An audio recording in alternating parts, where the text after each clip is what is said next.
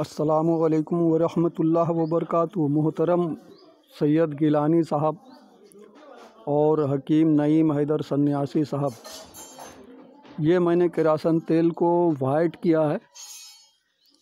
1 litre किरासन तेल में 5 ग्राम जिंक क्लोराइड उसे डाल करके मैंने पाउडर करके इसमें किरासन तेल में थोड़ा सा खरल करके डाल के रख दिया। 2-3 दिन में ये जो है बिल्कुल वाइट हो गया।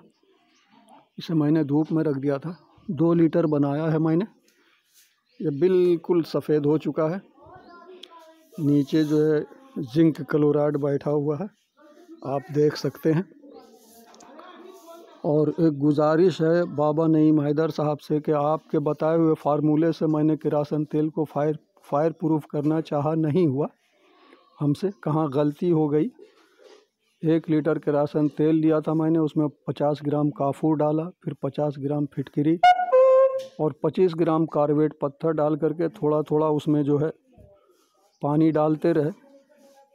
1 हफ्ता करीब रखा रह गया, लेकिन वो मुझसे सर्द नहीं हुआ। बराए करम उस नुस्खे पर निगहबानी फरमाएं, बहुत मेहरबानी होगी।